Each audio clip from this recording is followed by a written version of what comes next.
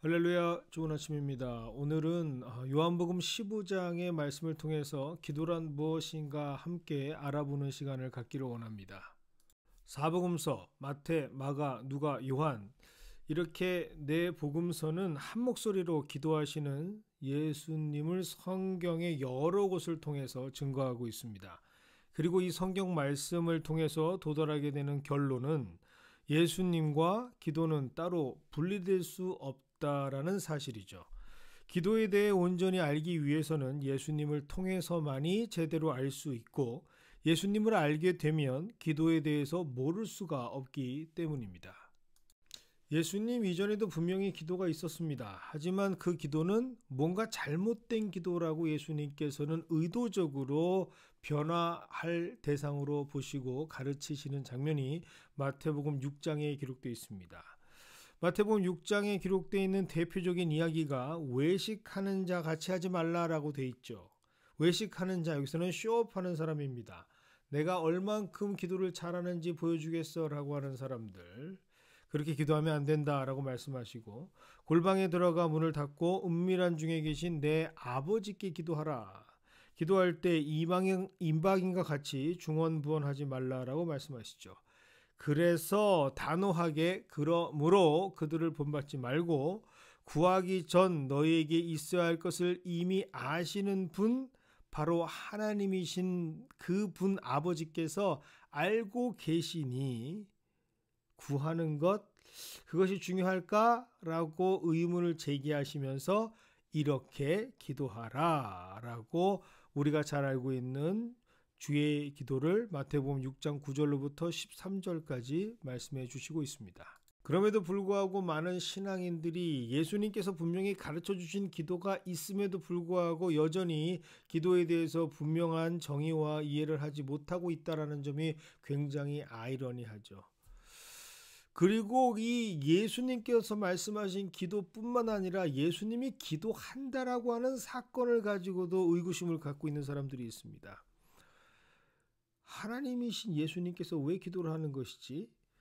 모든 일이 다 그의 뜻대로 될 텐데 말씀만으로 하나님의 역사를 만들어 가실 수 있는 분이 예수님일 텐데 굳이 예수님이 하나님이신데 하나님이신 예수님이 하나님께 기도를 한다?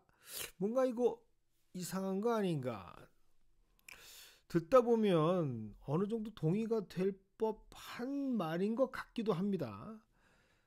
그렇다면 예수님의 기도는 그냥 우리에게 보여주시려고 하시는 그냥 교육적 차원에서의 샘플, 모델이 되어주시고 설명해 주시려고 하는 그것 때문에 말씀하시는 것 아닌가? 예수님을 안다고 기도를 알고 기도를 알면 예수님을 안다고 하는 것 자체가 뭔가 어불성설이 아닌가라는 사람들도 있었습니다. 그런데 이 모든 논란과 의심, 오해, 그 모든 그 근본적인 이유는 기도에 대해서 잘 모르는 사람들이다라고 하는 것이죠. 그 기도에 대해서 모르는 모습이 뭔가를 궁금해하는 모습, 뭔가를 알고 싶어하는 모습인 양 그렇게 탈바꿈되어서 잘 은닉되어서 그렇게 보여졌던 것 뿐입니다. 딱 잘라 말하면 기도가 뭔지 모르면서 기도에 대해서 논하고 이러쿵 저러쿵 장황하게 설명하는 것처럼 보일 뿐이죠. 기도의 관점, 기도는 어떻게 해야 하는가? 기도는 무엇인가? 기도에 대한 모든 정의는 바로 예수님에게서 찾는 것이 옳습니다. 오늘 본문 말씀 7절을 아주 주의 깊게 보시기를 부탁을 드리겠습니다. 7절입니다. 너희가 내 안에 거하고 내 말이 너희 안에 거하면, 조건이 분명히 있습니다. 무엇이든지 원하는 대로 구하라. 그리하면 이루리라. 여기에서 원하는 대로 구하라. 그리하면 이루리라는 조금 접어두고요. 앞에 있는 조건을 더 집중해서 우리가 봐야 할 필요가 있습니다. 너희가 내 안에 거하고 내 말이 너희 안에 거하면, 예수님께서 말씀하시는 기도는요, 바로 관계입니다. 예수님께서 정의하시는 기도는 너희가 내 안에 거하고 내 말이 너 안에 거하는 관계라는 것이죠. 즉 예수님께서 말씀하시는 기도는 눈을 감고 손을 모으고 이것을 부탁합니다, 저것을 해주세요 라고 하는 단순한 요청과 거래가 아니라는 것입니다. 예수님께서 말씀하시는 기도는 철저하게 세상과 종교들이 말하는 기도와는 구별되어야 하는 기도를 말씀하시는 것이죠. 아주 간단하게 설명하면 이것과도 같습니다. 세상의 종교들이 말하는 기도는 아버지께 뭔가를 얻기 위해서 이거 해주세요, 저거 원합니다 라고 그렇게 목적을 이루기 위한 수단으로 하는 것이 그들이 생각하는 기도고요. 예수님께서 말씀하시는 예수님께서 성경에서 말씀하시는 기도는 아버지의 안부를 물으면 아버지 어떠세요? 괜찮으십니까? 아버지의 의중을 물으면서 이렇게 하면 어떨까요? 하나님 이렇게 하시면 좀 아닌가요? 라고 의중을 물으면서 하나님과 대화를 하면서 아버지께 나는 요즘 그렇습니다. 나는 이렇게 생각합니다. 나는 이렇고 저렇고 이렇고 이렇게 관계를 만들어가는 그 자체가 바로 기도라고 말씀하시는 것이죠. 그래서 많은 사람들이 기도하면 기도는 대화다라고 이야기하고 정의하는 것이죠. 예수님께서는 7절 무엇이든지 원하는 대로 구하라 그리하면 이루리라 라고 딱 그렇게만 말씀하시지 않습니다. 그 앞에 마치 조건처럼 먼저 선행되어야 하는 말씀을 선포하시는 것이죠. 너희가 내 안에 거하는 것 그것이 기도야. 내 말이 너 안에 거하는 것 그것이 기도야. 그리고 그 기도가 이루어지면 자연스러운 결과로 따라오게 되는 것이 무엇이든지 원하는 대로 구하면 이루어지는 말씀의 결과라고 설명해 주시는 겁니다. 즉 무엇이든지 원하는 대로 이루는 수단의 기도는 세상이 말하는 기도, 그 종교적 기도지 나와는 전혀 상관이 없다라고 말씀하시는 것입니다. 그래서 예수님께서 말씀하시는 진정한 기도의 사람은 기도 응답을 따로 생각하지 않습니다. 그냥 하나님께 말씀을 드렸으면 그것으로 충분하죠. 그냥 하나님께서 나에게 말씀해 주셨으면 그것으로 만족하게 됩니다. 그러니 내 예상대로 이루어지면 너무너무나도 감사하고요. 내 예상과는 전혀 다른 상황이어도 그것을 인정하면서 감사합니다. 이도저도 아닌 무응답 같은 침묵의 시간이 계속돼도 땡큐입니다. 왜요? 하나님께서 기다리라 말씀하시는 사인이고 의미인 줄 알기 때문이죠. 난 기도로 이미 하나님과 관계를 맺고 있으니 내 목적은 이미 이루어진 것 아닌가라는 그 벅찬 마음이 있어서 물론 아쉽긴 하겠지만 그럼에도 불구하고 진정 예수님께서 말씀하시는 기도의 주인공은 그 기도의 자리에 있음을 감사하며 그 기도의 자리를 가지고 의미를 두는 것이지 세상 사람들이 말하는 종교에서 말하는 그 목적을 이루기 위한 과정으로서의 기도 자리를 찾는 것이 아닙니다. 많은 분들이 말하죠. 기도해야죠. 그런데 이렇게 말하는 사람 스스로가 잘 알고 있지 않습니까? 이미 스스로가 잘 알고 있습니다. 얼마나 그가 하나님과의 관계가 제대로 맺어지지 않았는지 말이죠. 매일 부모님께 전화하며 무엇을 드셨어요? 무엇이 필요합니까? 소통하고 있는 자녀들은 전화해야 되는데 라는 생각하지 않습니다. 그냥 전화하죠. 그런 생각을 하며 그래야 하는데 저래야 하는데 갈등하지 않습니다. 그냥 전화 드립니다. 날씨가 추워졌으니 전화 드려야 되겠는데 라고 생각하는 사람 참 마음이 따뜻하고 좋은 사람처럼 보이죠. 그나마 참 효자가 되고 효녀가 될 가능성은 있어 보이지만 정작 그 마음만 있고 전화하지 않는다면 그 역시도 기도하는 사람이라 말하기에는 부적합하지 않을까요? 급전이 필요해서 당장 내 생활에 도움이 필요해서 그때서야 엄마 아빠 부모님을 찾는 전화는 그저 하나님을 자신의 목적을 이루기 위한 수단으로 사용하는 것이니까 예수님께서 오늘 말씀하신 기도와는 조금 거리가 있는 기도인 것처럼 보입니다.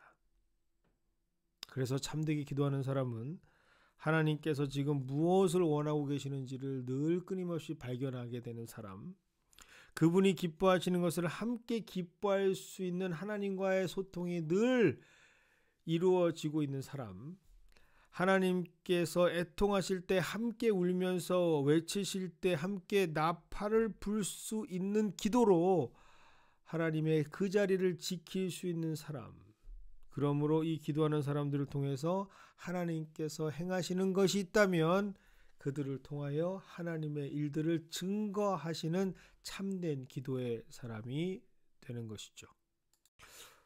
우리 주변에는 이런 분들이 계십니다. 저분에게 기도를 부탁했으면 좋겠다. 그런데 왜 그런 마음이 들까요? 그 이유가 뭘까요? 용해 보여서일까요? 영적인 능력자로 보여서일까요? 아닙니다.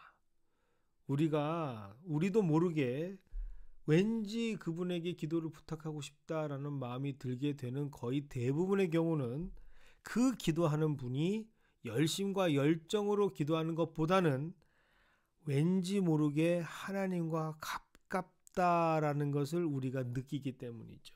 영적 센스입니다. 저분은 늘 하나님과 소통하는 분인 것 같아.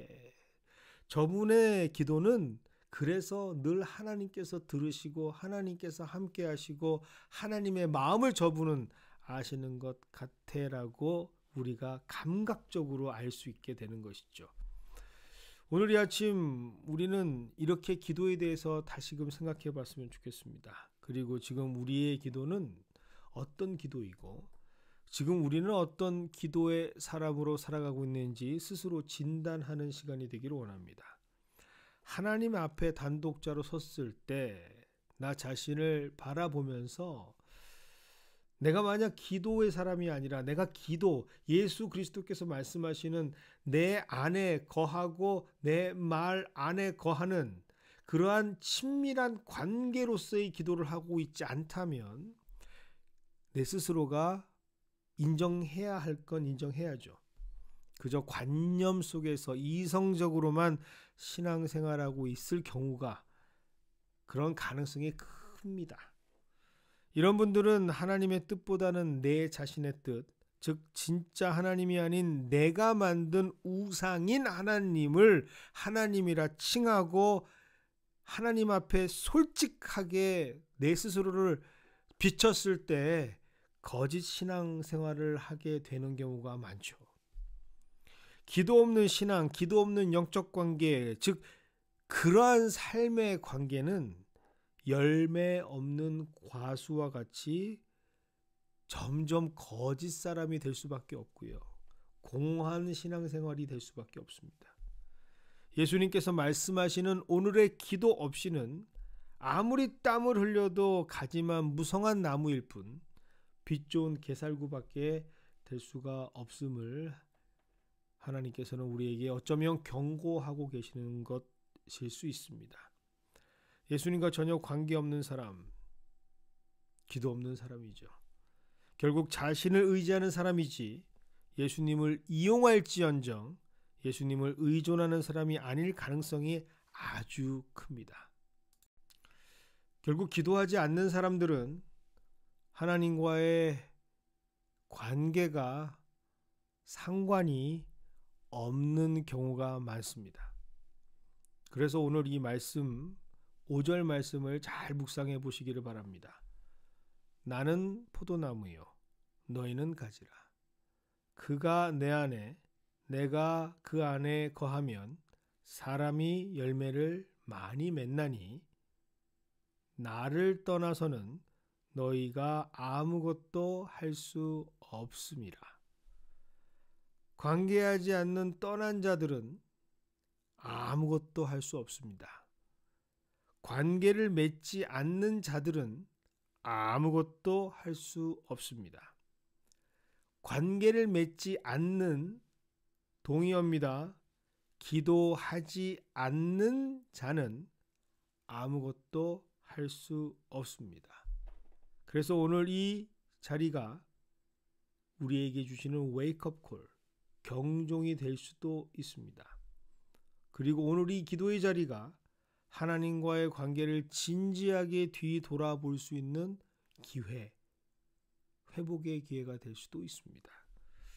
오늘 이 하루 어떻게 보내시겠습니까? 하나님께서 주시는 귀한 회복의 시간이 되기를 주님의 이름으로 축원드립니다.